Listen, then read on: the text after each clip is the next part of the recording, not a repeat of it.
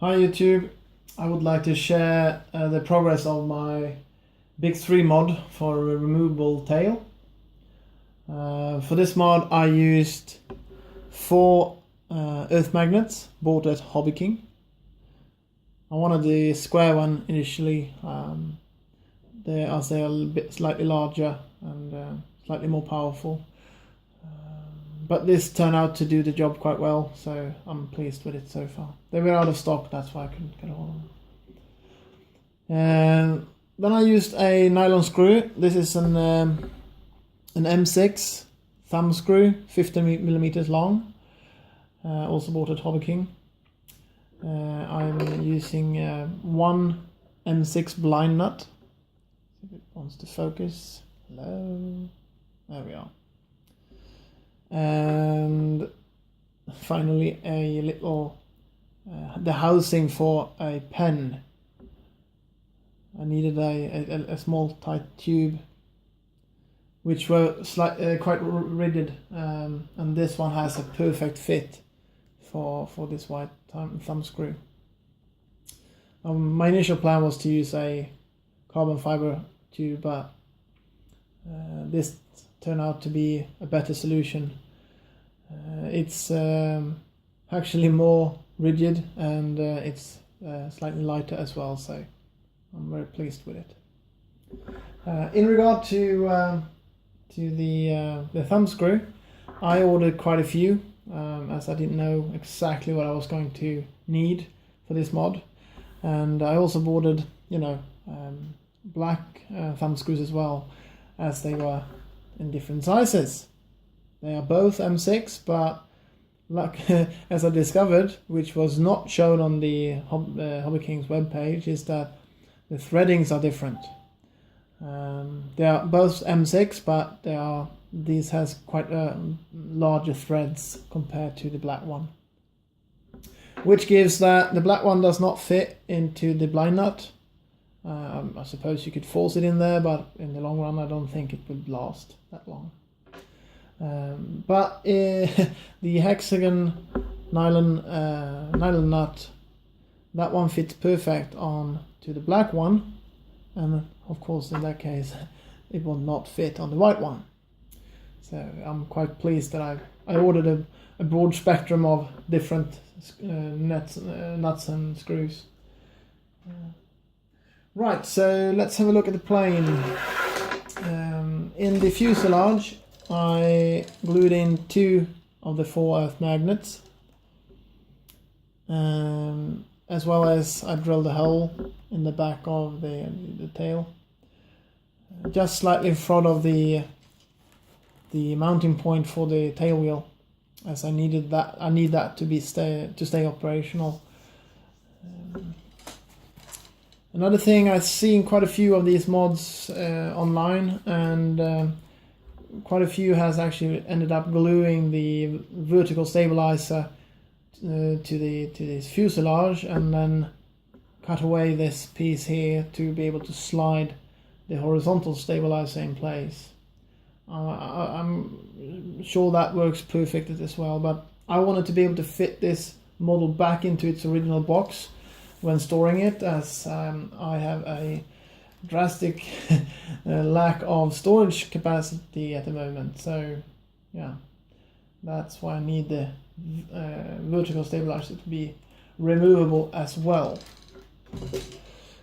On the vertical stabilizer I glued in a matching pair of the 2 earth magnets, as well as I cut in the blind nut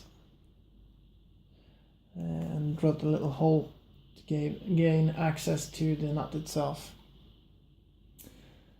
Of course I had to make a small hole in the horizontal stabilizer as well.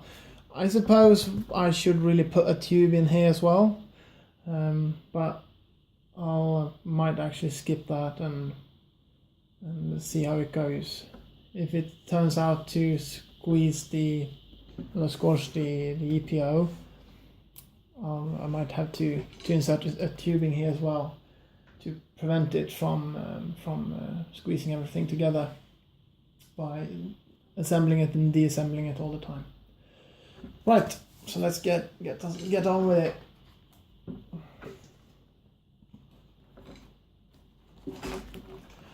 And that's the first step.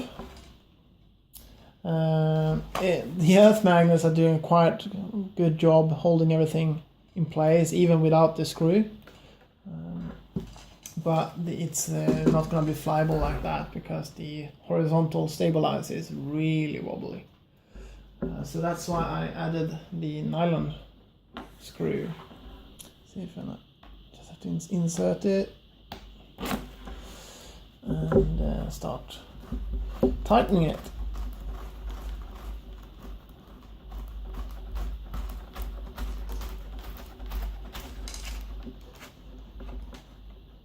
There we are. So now the horizontal stabilizer is really solid, as well as the vertical stabilizer as well.